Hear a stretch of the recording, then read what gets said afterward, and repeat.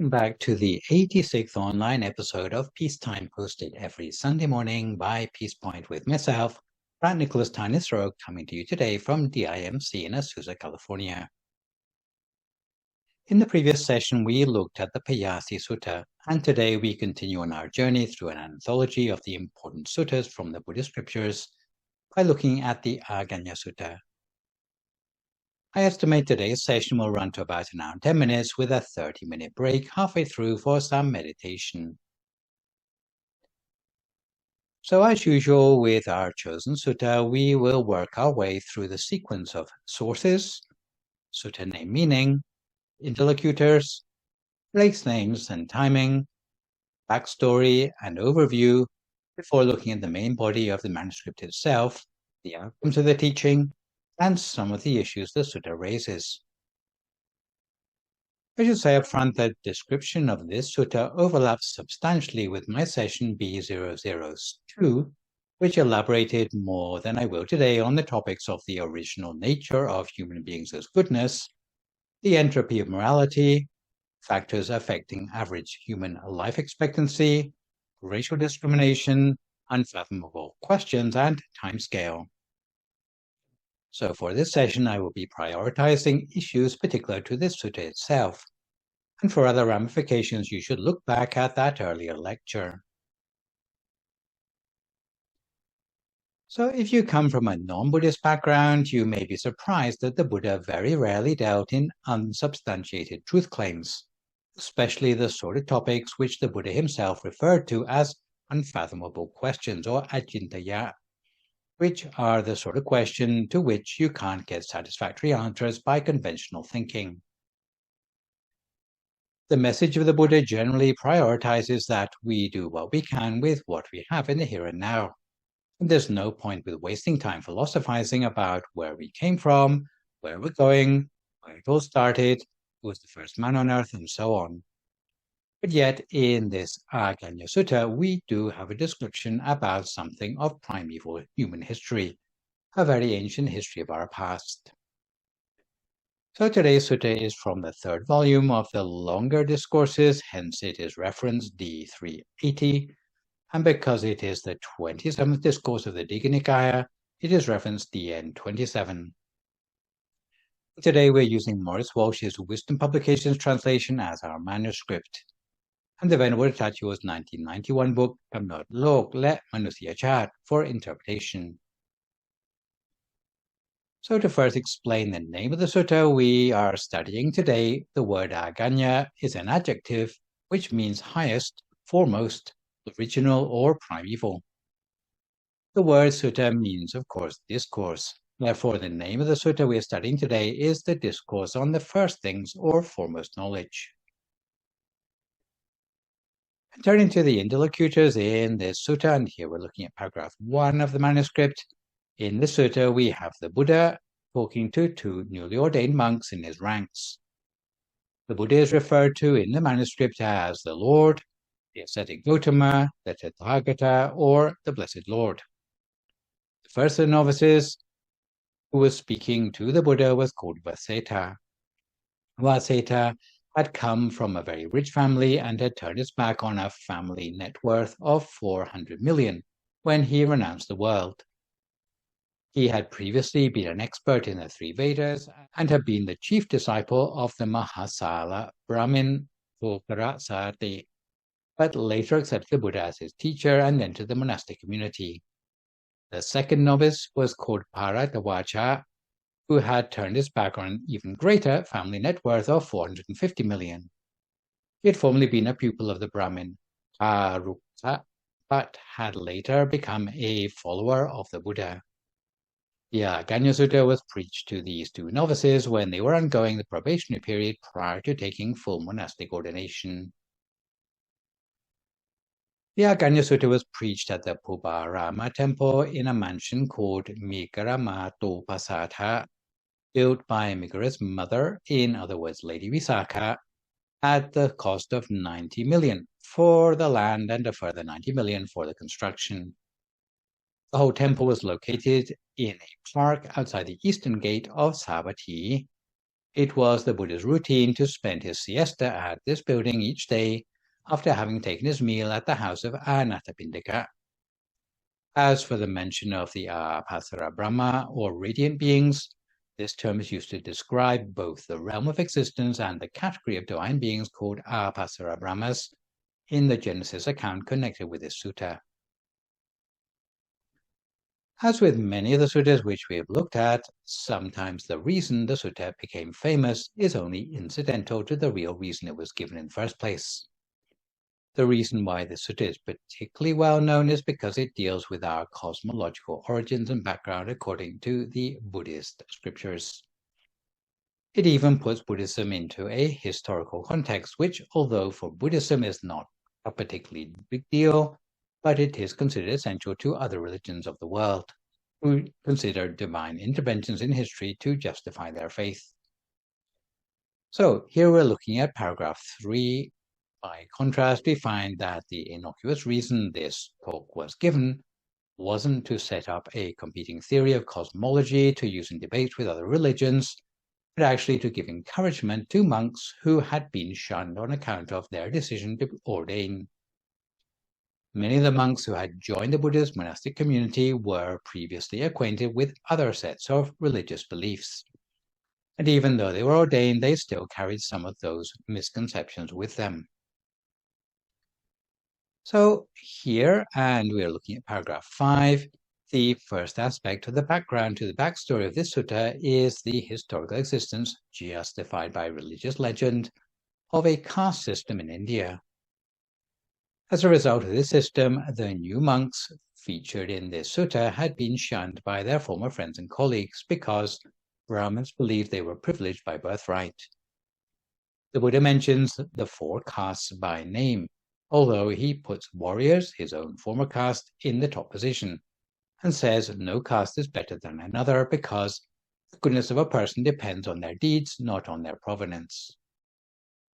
Many of the 4 castes can do evil deeds. So here we're looking at paragraph 6.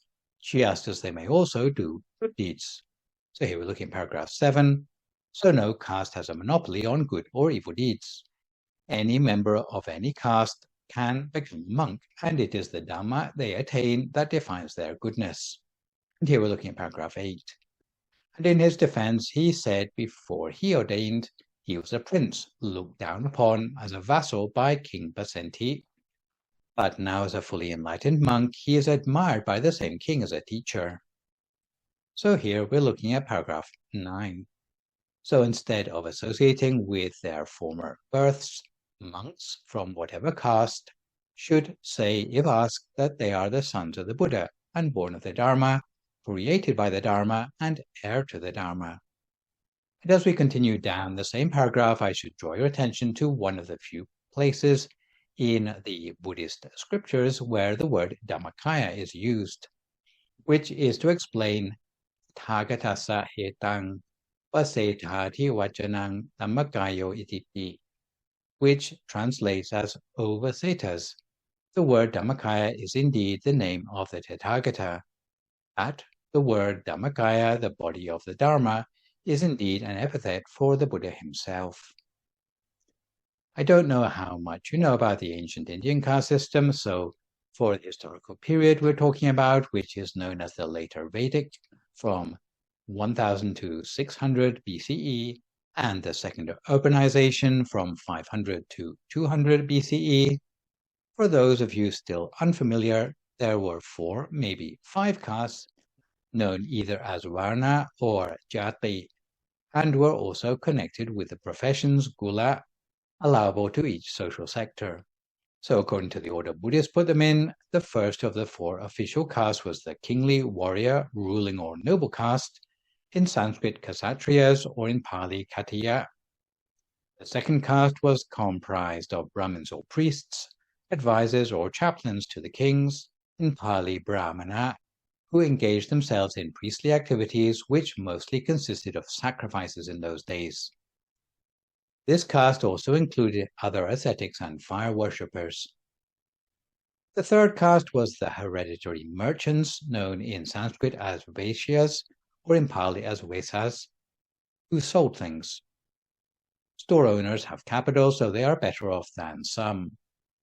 The fourth caste was the peasants, or people who did manual work, or laborers in other words, known in Sanskrit as Shudras or in Pali as Suttas. They were the ones who basically didn't have any capital. Lastly, outside the system were those who didn't have a caste to belong to, so often they are referred to as outcasts, known in Pali as Chandalas, or in Sanskrit with the same pronunciation but spelled with a CH instead of a C. Later they became known as untouchables, especially the Dalit community. Even down to the present day in India, even though the caste system has been outlawed, but it still has a very powerful hold over the consciousness of the Indian subcontinent. Caste-related prohibitions of the ancient times meant that you couldn't marry someone, eat from the same plate as, or drink from the same water pump as someone outside your caste. In the present day, these sort of taboos continue to a greater or lesser extent. You can't just make them go away by changing the laws. When Buddhism emerged in India, the Buddha took a stand against the caste system. He maintained that no matter what caste you came from, if you do the footwork, you have an equal chance of becoming enlightened. So, into the ranks of the monastic community, he accepted young men from all four castes, and even from the untouchables. He said that his teaching was like the ocean, but all the castes from which the people came to him were like rivers flowing into the sea. So in the Paharata Sutta of the Anguttara Nikaya, the Buddha says, just as the mighty rivers like the Ganges and Yamuna, on reaching the great ocean, lose their former names and designations, and are just reckoned as seawater, even so when members of the four castes, warriors, Brahmins, merchants, and laborers renounce the home life to become monks, under this teaching and discipline proclaimed by the Buddha, they lose their former names and lineage, and are reckoned only as the sons of the Sakyans, or in Pali language, Samana Sakya Bhutiya.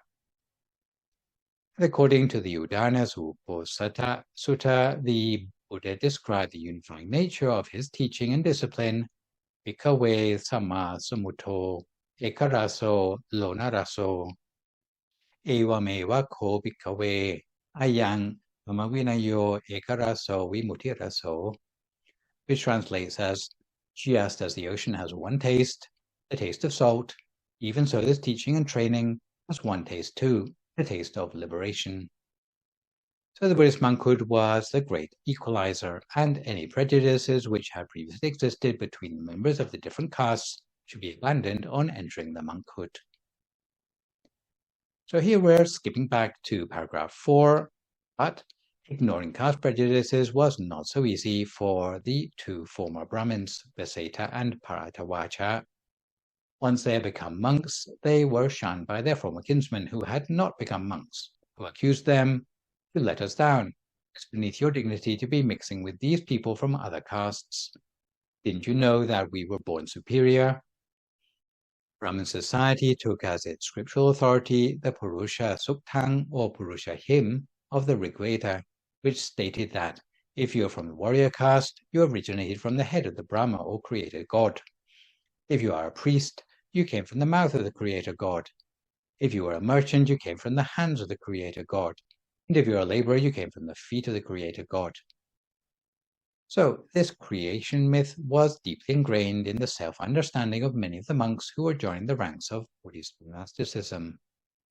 And because these two particular monks were feeling rather disgruntled about their decision to become monks, the Buddha gave them the sutta as a sort of pep talk to explain what their true origins really were, so they could get on with their practice better and they could forget about all the prejudices in their past. So to change the narrative in an indirect way, the Buddha ended up explaining where human beings truly came from, but not to create a philosophy for people to debate about, but simply to give encouragement to these monks who were burdened under the weight of their former beliefs. So this is the backstory to this sutta. To get an overview of the sutta's teachings requires an understanding of the time-bending Buddhist perspective of the historical timescales. So, the second thing we need to understand before we embark on the sutta itself is the cosmological timescale described in the Aggañña Sutta. In the next paragraph of the manuscript, we meet up with the euphemistic terms contraction and a long time, which are misleading without a proper explanation. So, what we are going to see described in the sutta is a gradual downturn in the quality of life from very high-minded ethereal beings, depending on the joy of meditation, deteriorating down with the environment to those who are very much like the human beings in the present day, who can't even manage to keep the 5 precepts properly anymore.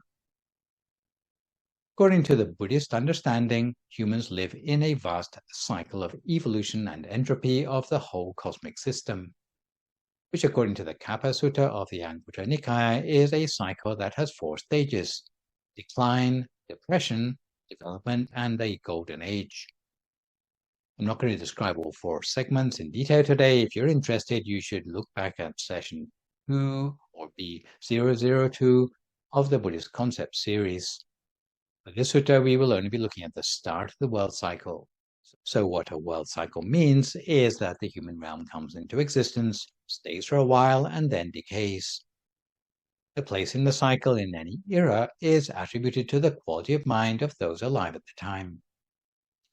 Life on Earth comes from beings reborn from previous world cycles who have survived as a result of their high quality of mind. So let's start with the top of the slope of the period of decline, or as it's known in Pali language, Samvatati Asankhaya Kampa.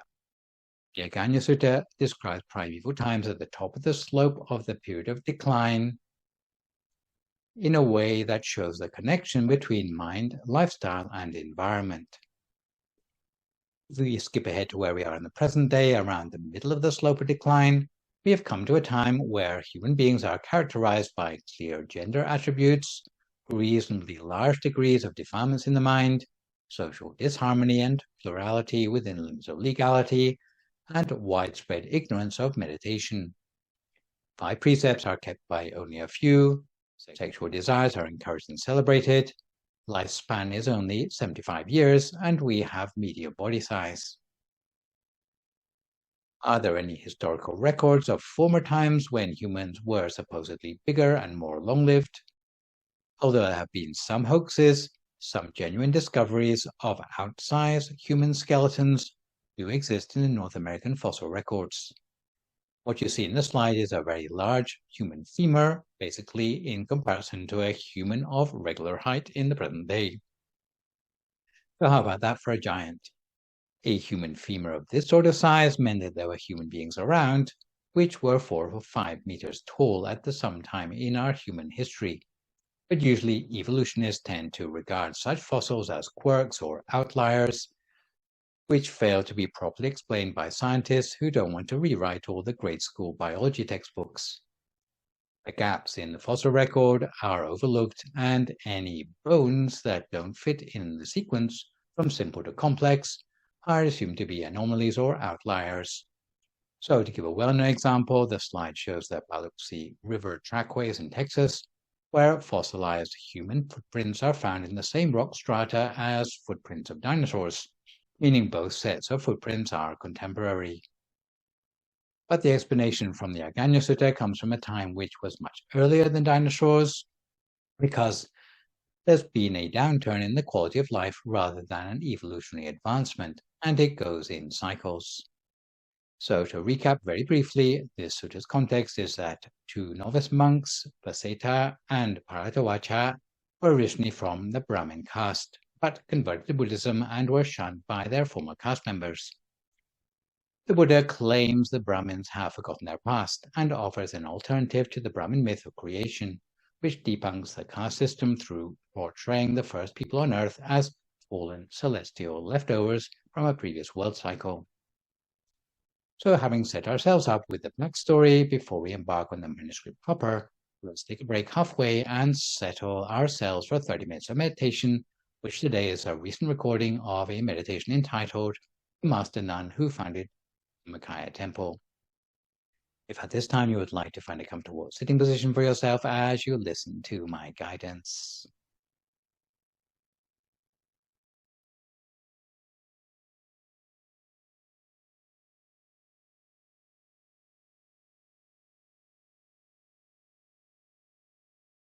I'd like to start by making sure you're comfortable for your meditation practice.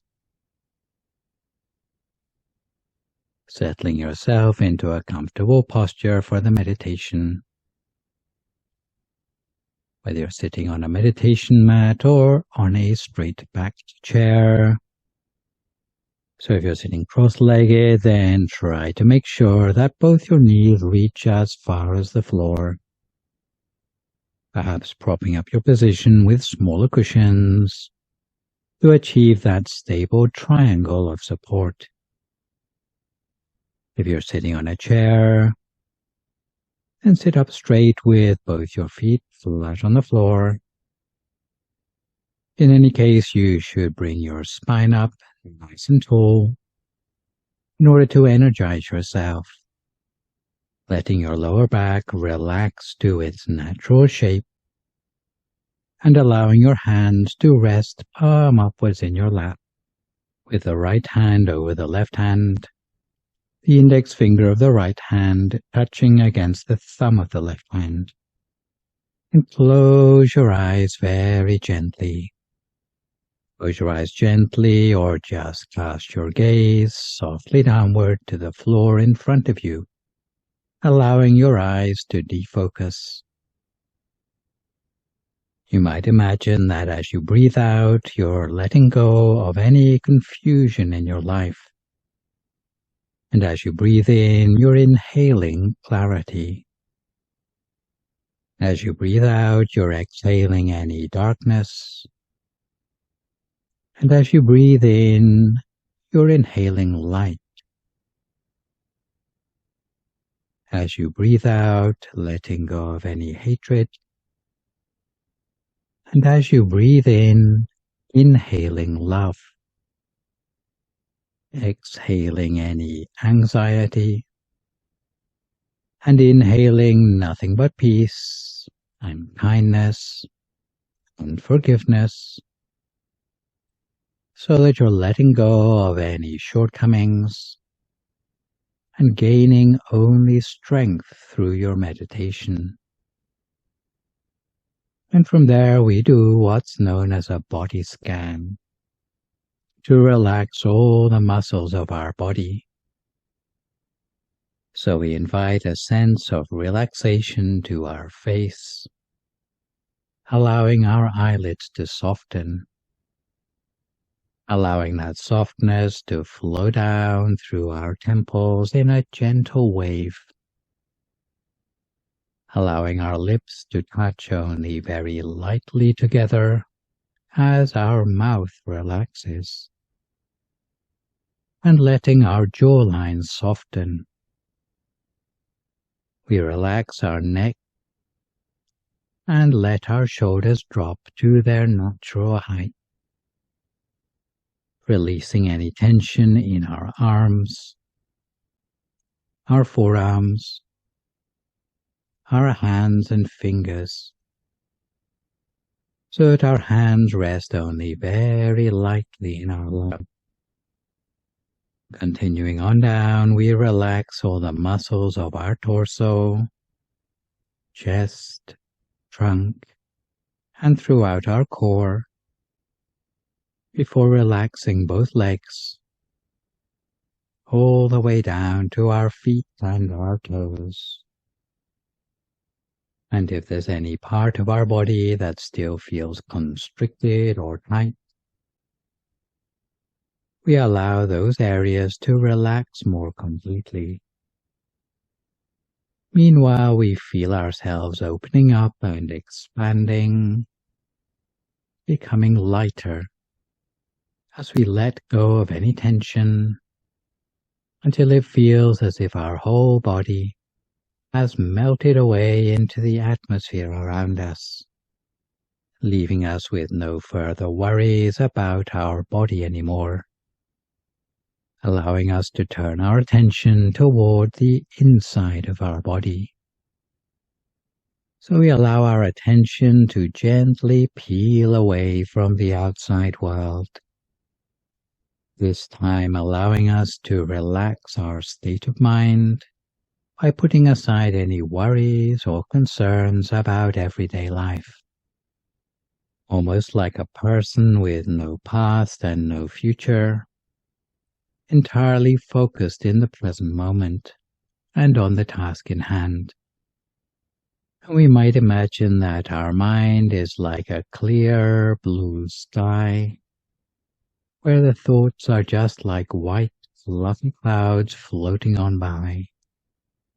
We might feel as if our body and mind were sinking deeper and deeper, letting go and unwinding with each exhalation, allowing our mind to withdraw from the tangled mesh of everyday life, leaving behind any anxiety or worries about our obligations or responsibilities, allowing ourselves to go to a place where we can be completely free and relaxed, completely at peace. And for us, that place might be like a sunny beach, or a grassy meadow, a majestic mountaintop, or a favorite room. Conjuring up such a place in our mind's eye, our ideal spot for relaxation, with no cares or worries, as if we're completely free from the usual round of daily hassles or pressure. And we take in a sense of wholeness, the feeling of space, sensing the infinite, boundlessly outward, extending forever. And we take this expanse fully into ourselves, letting go of our boundaries, connecting for a moment with the wonder of remaining fully in the here and now, letting go of the boundaries as we connect with a wider reality, beyond what we can normally see, extending wider than our conventional imagination. And when we feel relaxed and refreshed, both in body and in mind, very gently and using no effort at all, we can imagine that the whole of our body is nothing but an empty space, or a hollow cavity, with no organs or tissues, no muscles or bones. Or inside you, you might imagine that your whole body has been transformed into a sort of transparent bubble with nothing on the inside.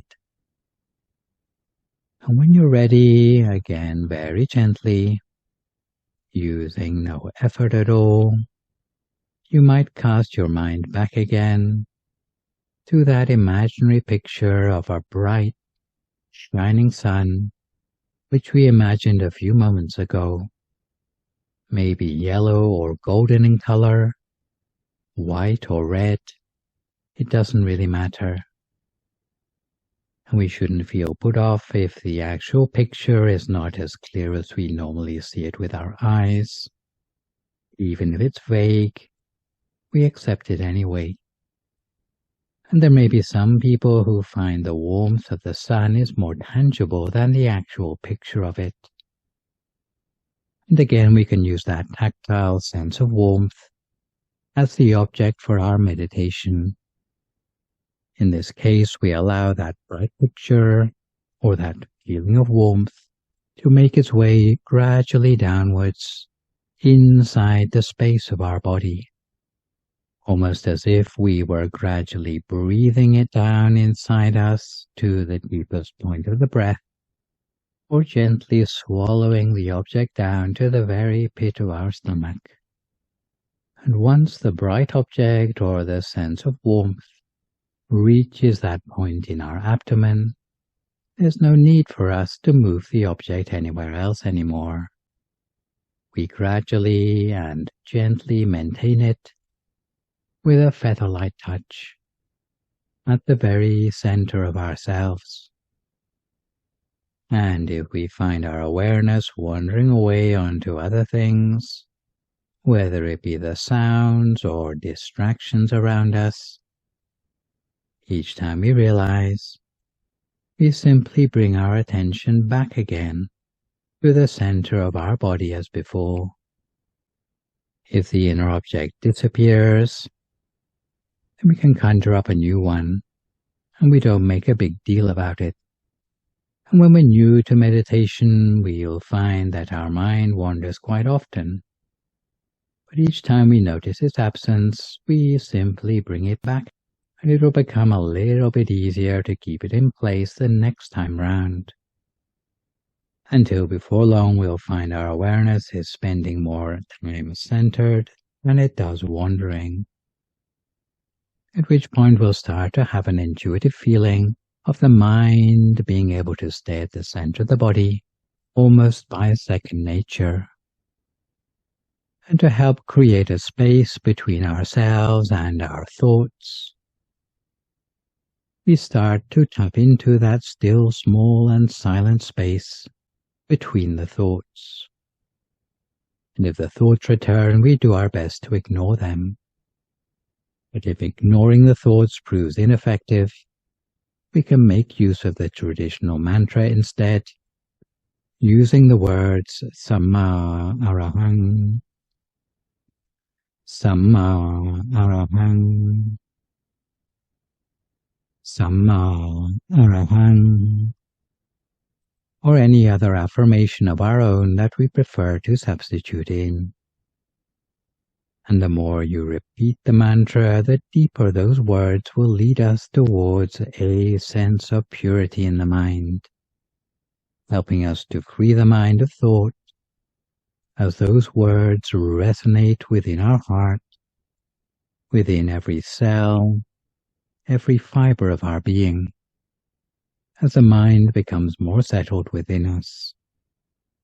So we continue in this way, lightly and gently, just for a few more moments now in silence, until we come to the appropriate time.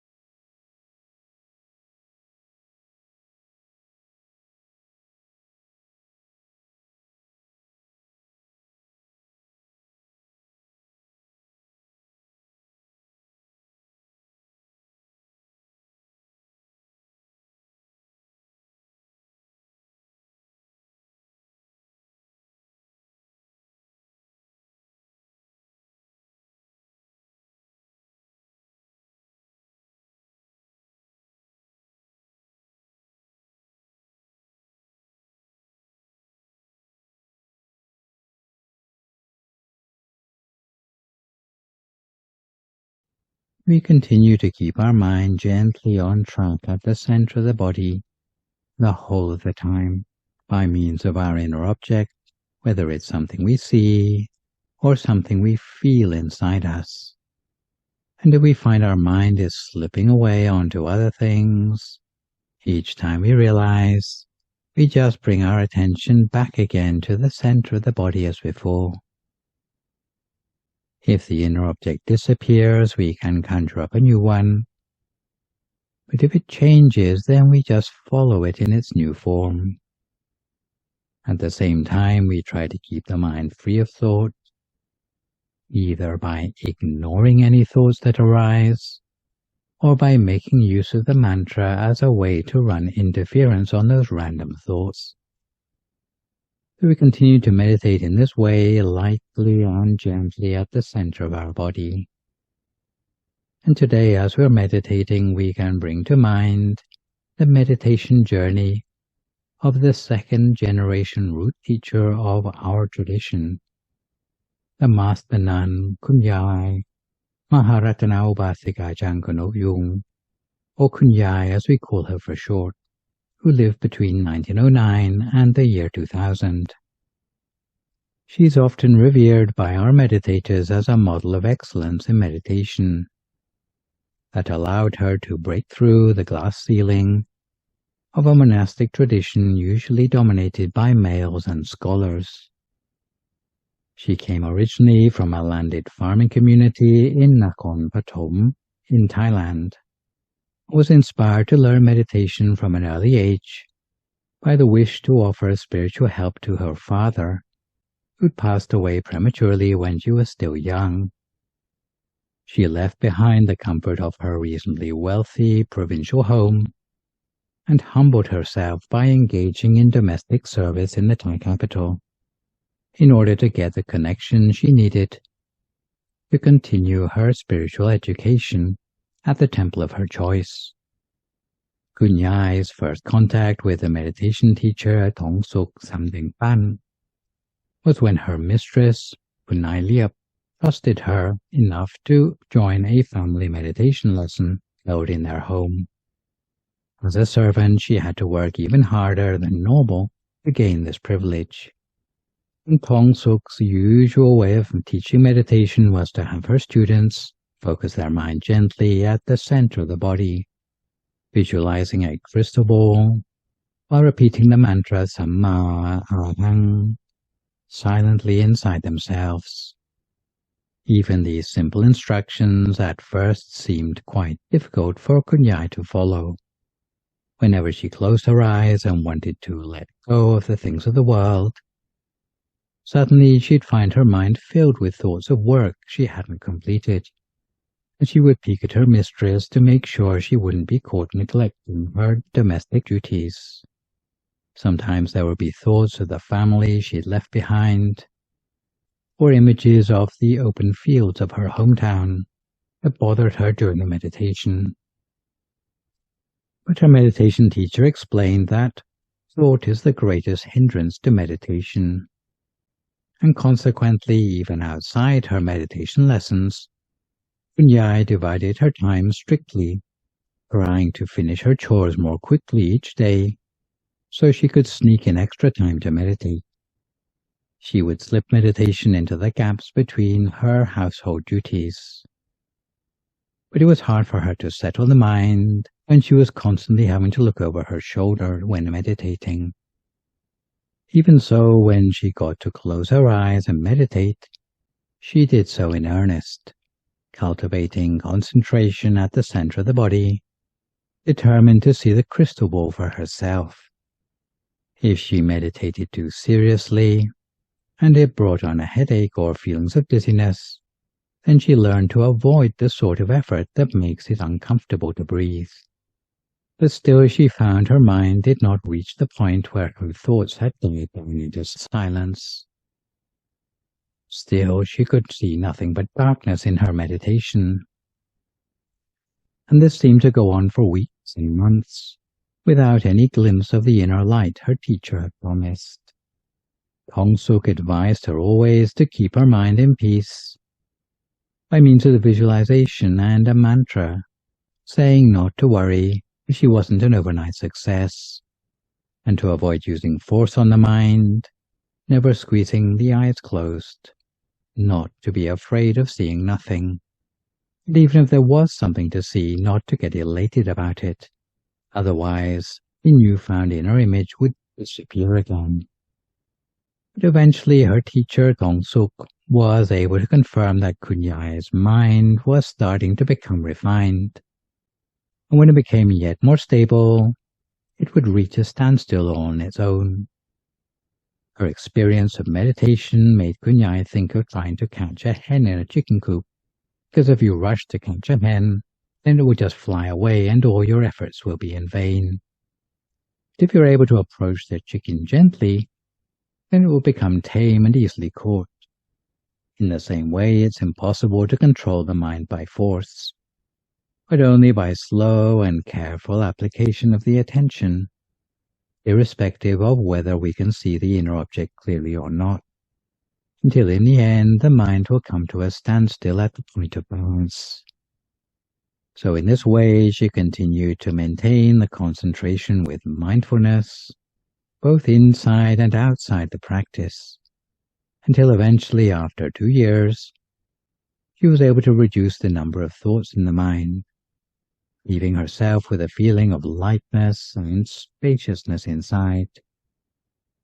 On one occasion, she was able to perceive a tiny pinhole of light inside herself, rather like a star in the sky, at which point she was able to bring her mind to a stage of progress known as a standstill within a standstill, where the mind is able to penetrate through the center, going continually deeper on a central axis within, at which point a bright crystal sphere became firmly established at the center of the body, staying with her even between meditations, till eventually she was able to pass the awareness through the very center of the crystal ball, to see the astral version of herself, and eventually a succession of inner bodies of increasing refinement, until she was able to reach the body of enlightenment within herself. And it was at this point that both Kunyai and her teacher Tongsuk made a pact to renounce the household life and enter the temple as nuns. And on the night of entering the temple, she had a dream about crossing over a great ocean to an island where a huge Bodhi tree stood. Not long afterwards, she got the chance to learn meditation from the great abbot of Wat Phat Nam. He greeted her with the words, "What took you so long?" even though he had never met her before. Later, he fast-tracked her progress into a meditation research facility in his temple. The great abbot was a hard taskmaster and never usually spared any compliments for his meditation students. Nonetheless, the unequaled prowess shown by Kunyai in answering his questions through her lucid meditation earned her the praise of second to none from the great abbot. She used to meditate for 2 6-hour sessions every day over the course of decades in conducting that meditation research. And although she never received any formal education and remained illiterate throughout her life, never expecting recognition, but it was her efforts to defend Bangkok from the air raids during the Second World War that made her a household name when this was described in a journal called Vipassana Banteng Saan. Eventually she outlived both the great abbot of Wat Phat Nam and her teacher Tongsuk, and she started to engage with a new generation of meditators at Dhamma House, leading to the foundation of Wat Phat Makaya in Pathum Thani province from 1970 onwards, which is why Kunyai is known as the founder of our main temple in Thailand down to the present day. So we reflect on the roots of our own tradition in this way, as we continue to apply our mind lightly and gently at the center of the body, following on with our own practice for a few more moments in silence, until we come to time for some loving kindness meditation.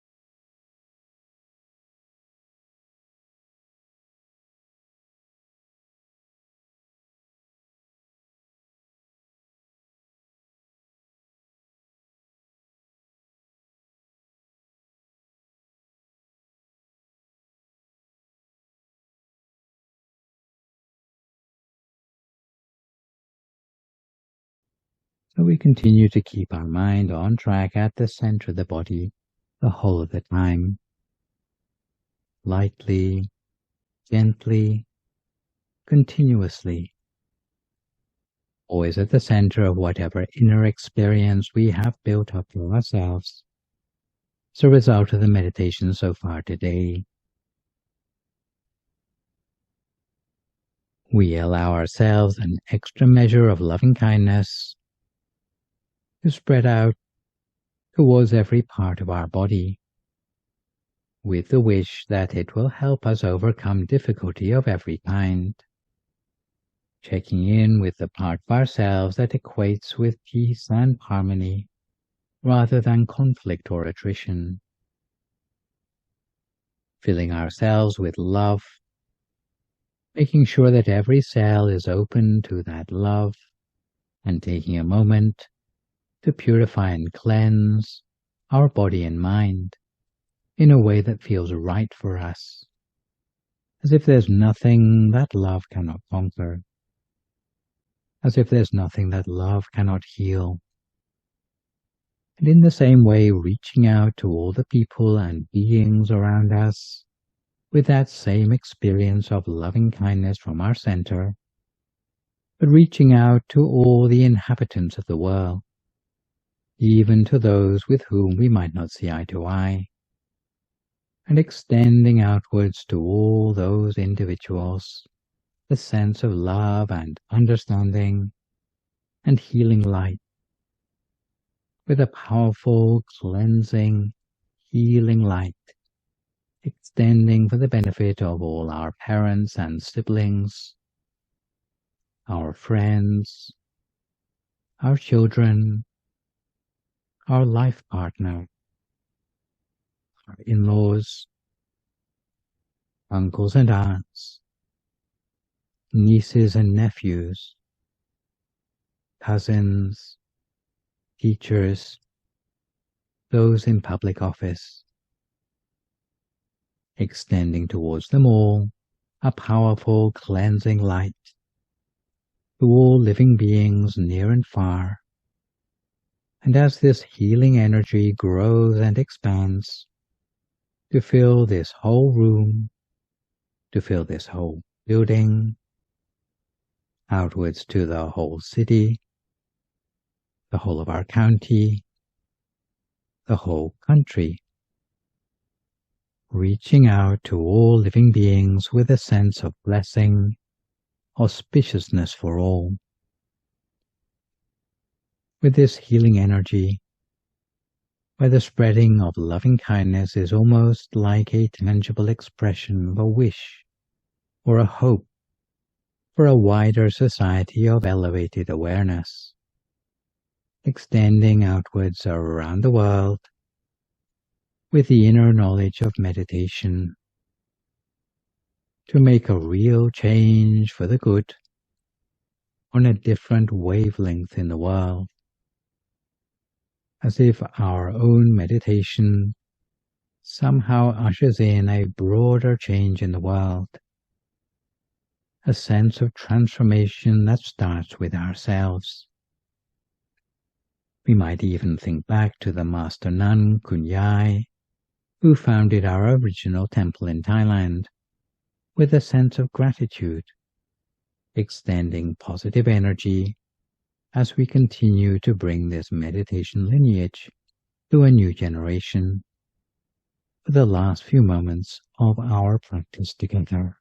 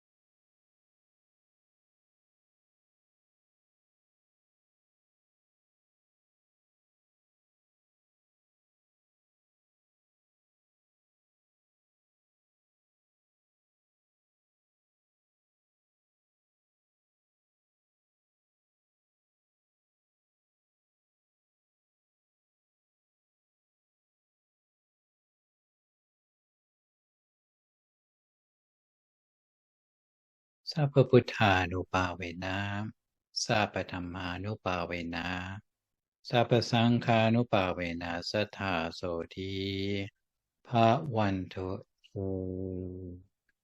So if you'd like to come to the end of your meditation for today, you can gradually open your eyes again.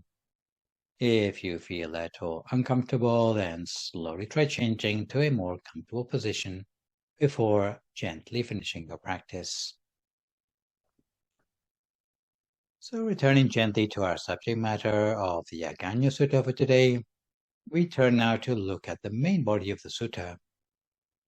The manuscript which we have before us tells us about a time in very ancient history. Before I go on, I might mention that you can take this as a legend if you like, or you can take it as a historical account, because it can't be denied that even scientifically acceptable evidence for times so deep in history would be pretty tenuous anyway. So normally when we talk about ancient history, we immediately expect fossil evidence. However, fossil records are much too recent for what we're talking about. The sort of geological or cosmological timescales we're talking about here are history which goes back beyond the emergence of our own planet. So you don't need to go looking for fossil proof because even the rock strata where the fossils would have been laid down wasn't there yet. So we're talking about something which the Buddha would have learned from his own meditation rather than looking at rock core samples. So here we're looking at paragraph 10, which starts with the words, "There comes a time, Vaseta, when sooner or later, after a long period, this world contracts. At a time of contraction, beings are mostly born in the Apasara Brahma world." So as I have explained, what is implied by the term contraction is a historical period when the universe was in a very different state than it is in the present day. You can say that it is a time between world cycles, when there was not yet any life on our planet Earth. The beings we are talking about may have had an appearance rather similar to this artist's impression, so basically they had ethereal bodies rather than a physical one. They were self-luminous, and in fact the light inside those beings was the only light in the entire universe at the time, because there was no sun or moon or stars day or night. So the only light in the universe came from these luminous beings wafting around. They didn't need to eat anything because they were nourished by their own happiness, which had arisen from all the meditation they'd done in their previous lifetime as human beings. They had very long life expectancies. They had no gender identifiers because they had transcended sexual matters. And as they wafted around, they came across the newly formed earth, which perhaps, as you can imagine, was rather like a loaf of bread that had recently come out of the oven, with a very appetizing aroma to it. So here we're looking at paragraph 11, and on the waters covering the surface of the earth was floating something referred to as curds of earth, although the manuscript uses the term savory earth. Now, those Apasara Brahmas didn't really need to eat anything, but they were tempted by the tasty smell of the curds of earth floating on the surface of the waters. And one of them couldn't resist the temptation to stoop down, pick up some of the curds of earth and taste it. And what happened was, as a result of this giving into temptation, this unwarranted greed on behalf of one particular Apasara Brahma, was that the development of the whole of the universe was set in motion. Why? Because those beings' quality of mind had diminished by a certain amount.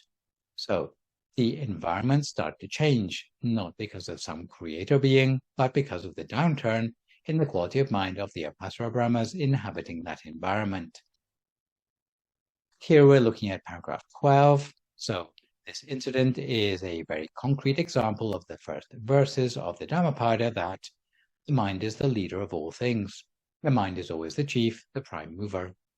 Because as the quality of mind diminished, the whole series of changes came about, not only for that particular being, but for the whole environment, because Buddhists make connections between state of mind and state of life and the state of the environment.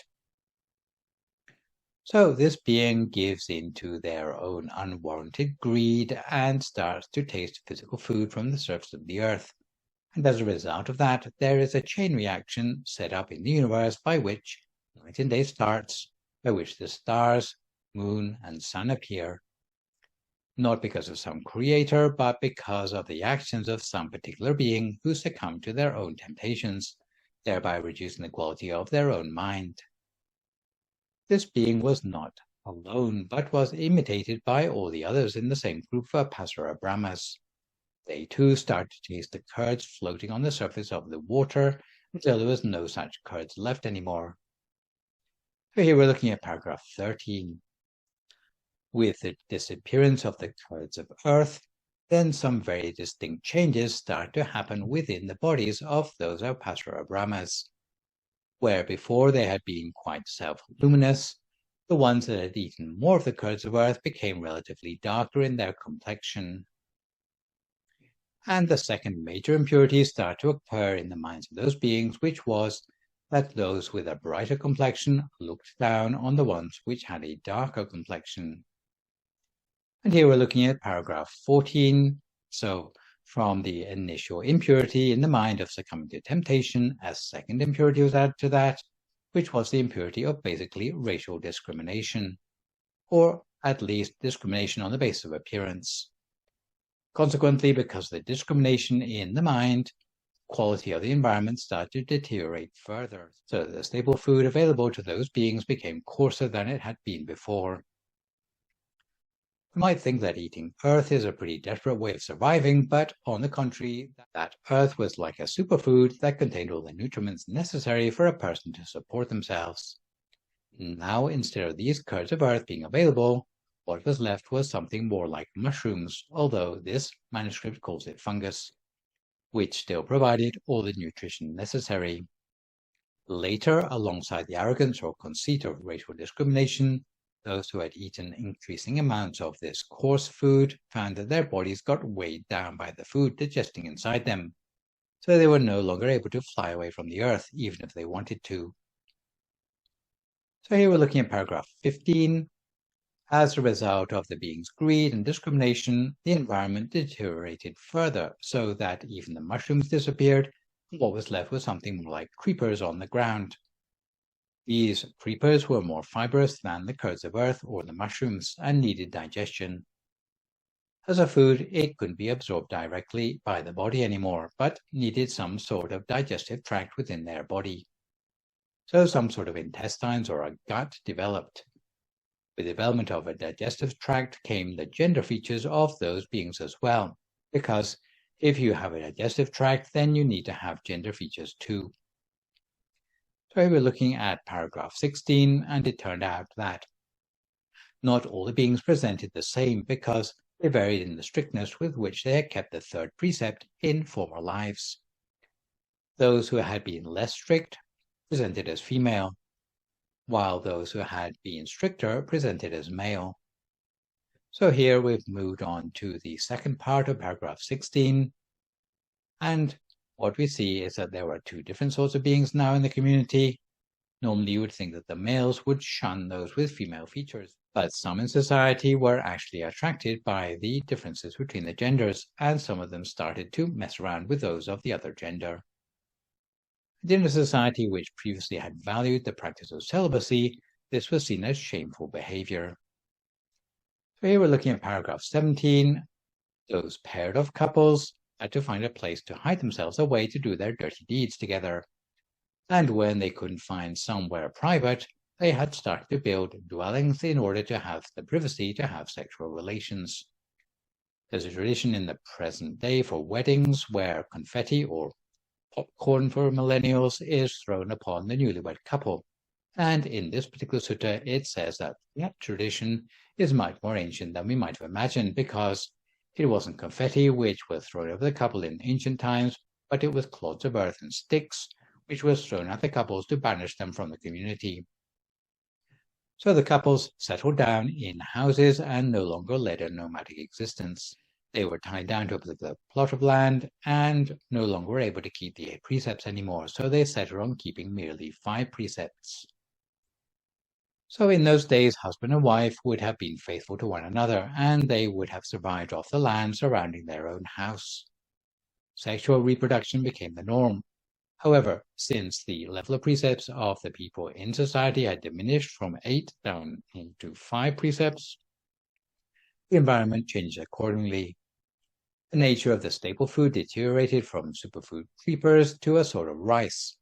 Rice in those days was harvested in huge grains. Someone once showed me the grains of rice available in that day and age, and one grain was the size of a whole jackfruit or an American football, not the tiny grains like we have today. Another special feature of the rice grains in those days was that if you picked one, by the next morning it would have been replaced by a new grain of rice with no visible scar to show where the old one had been. In those days, people had a leisurely way of life. Each day, however much they needed to eat, then they would just wander a short distance from their house and pick it. They would pick just what they needed for the day. So here we're looking at the tail end of paragraph 17. Later, however, some lazy individuals hoarded enough to tide them over for a couple of days, so they could spend more time lying around. So, as the impurities of laziness started to take root in the minds of these people, the environment and its available staple food deteriorated further to become the sort of rice which had a husk around it. Now, unlike the old form of rice, if you broke a grain off from the stem, it would leave a scar, and you couldn't be sure whether the next day there would be a new grain growing up to replace it. So the food growing within a person's territory might not be sufficient for them. So here we're looking at paragraph 18. Eventually, the level of morality in society declined further still, and there started to be troublemakers who would climb the fence into their neighbor's plot to steal rice from there. So here we're looking at paragraph 19. Even when they were caught red-handed, they would brazenly tell the lie that they didn't do it. So instead of keeping 5 precepts, they had stooped to telling lies and stealing. So you can see that from the original transcendental beings, which were able to strictly uphold 8 precepts, the morality in society gradually diminished to 5 precepts, and then further to a point where less than 5 precepts was the norm for society.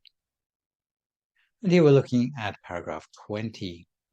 So it came to the point where they had to elect a representative from their community who, in return for a share of their rice, would have the job of meting out justice to those in society that broke the rules. We were looking at paragraph 21. This first king was called the Mahasamata, or basically the one who had been elected to make decisions on behalf of the community, which the Buddha explained was the origin of the warrior or Khattiya caste. So here we're looking at paragraph 22. The Buddha went on to explain the origin of all the other castes in a similar way, saying that the ones who chose to withdraw from that increasingly corrupt society, who went to meditate in leaf huts in the forest, was the start of the so-called ones who meditate, or Jayaka, which was the origin of the Brahmin ascetics. So here we're looking at paragraph 23. The ones who were not able to meditate, but who liked to compile and recite scriptures, became known as the ones who did not meditate, or Ajayaka, which is the origin of the non-meditators, in other words, the majority of the Brahmin caste. Here we're looking at paragraph 24. Those who were not meditators or Brahmins, who were married couples, adopted various trades and were the origin of the merchant or Vesa caste. So we were looking at paragraph 25. Those who remained took up non-merchant trades, which mostly meant manual work, but also included hunting, which is the origin of the laborer or Sutta caste. So here we're looking at paragraph 26, and it turned out that ascetics originated from all the 4 castes who renounced their former vocations, so they became ascetics through choice, not heritage.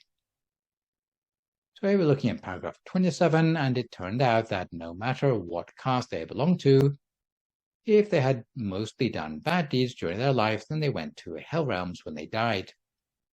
And looking at paragraph 28, no matter what caste they belonged to, if they had done mostly good deeds during their life, then they went to the heaven realms when they died. So here we're looking at paragraph 29, and no matter what caste they belonged to, if they'd done a mixture of good and bad deeds during their life, they experienced a mixture of pleasure and pain in their afterlife. And looking at paragraph 30, no matter what caste they belonged to, if they meditated to the point they developed the certain requisites of enlightenment, they attained the parinirvana at the end of their life.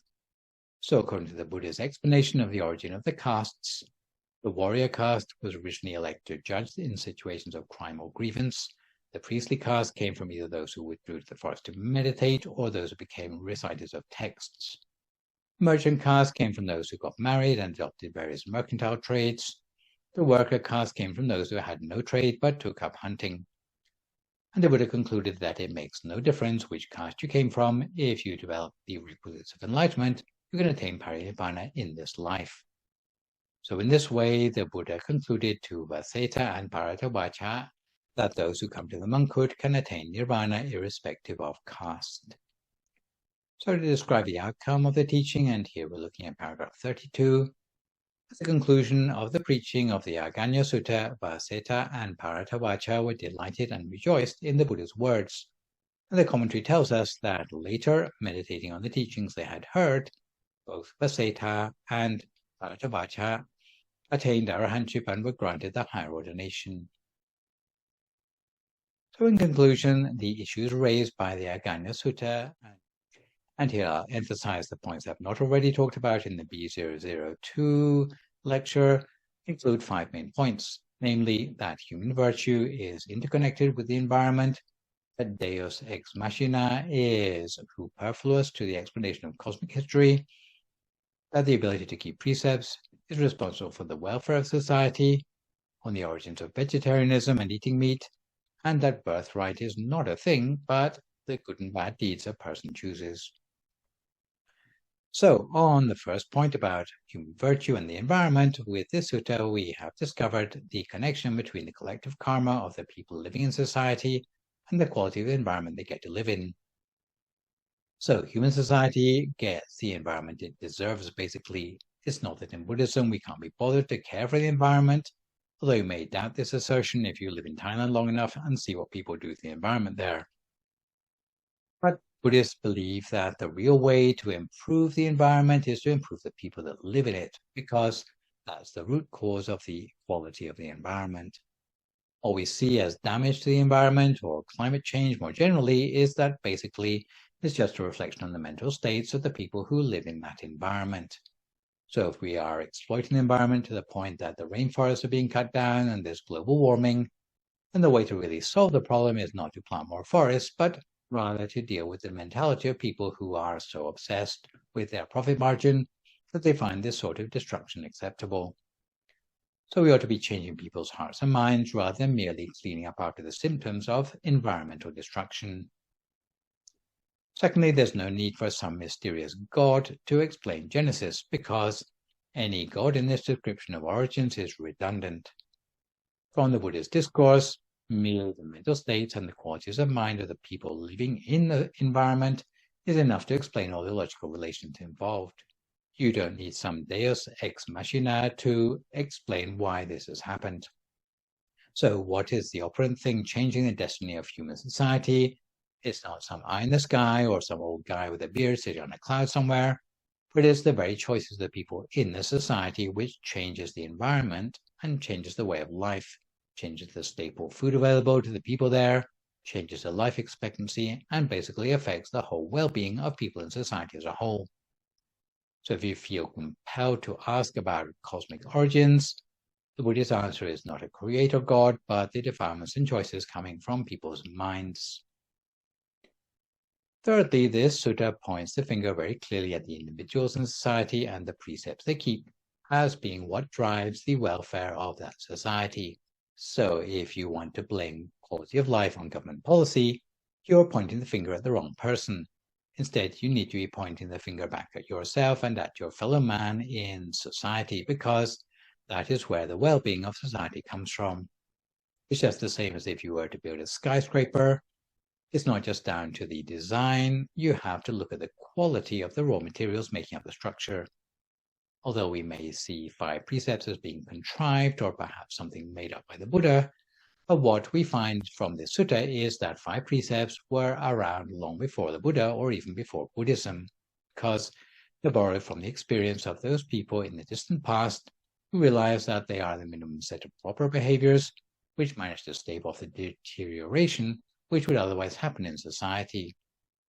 If members of society can uphold a minimum of 5 precepts, then they draw a line beneath which the quality of society won't slip any further. So nowadays, just as in those days of old, if you want society to continue to be habitable, then you need to uphold 5 precepts at the very minimum. A fourth point touches on the thorny issue of vegetarianism. I commonly get asked the question, if everyone keeps 5 precepts, who's going to run the meat market? How are we going to have enough protein in our diet? As if eating meat is the natural state of existence of human beings. But what we learn again from the Aggañña Sutta is that eating meat is in fact a pretty sort of rough and ready way of eking out your existence.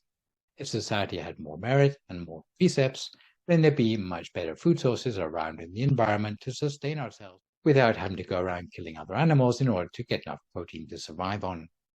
So we see that in the beginning, there wasn't a question about vegetarianism or meat eating because the quality of food available in the environment for beings of a much higher-minded nature was seriously more superior than food in the present day. So if people were to keep 5 precepts, then the food and the environment provided for them would automatically be of a much better quality. So you don't need to worry about who's going to be the butcher or about your protein supplements.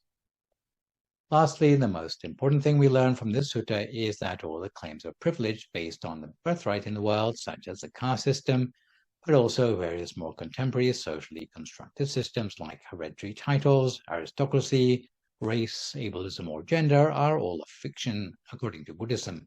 And the important thing is not how or in what state we got here, but where we're going at the end of our life, which depends on our choices and actions while we're still in this world. So we should not buy into the myth of automatic human progress or entitlement to it.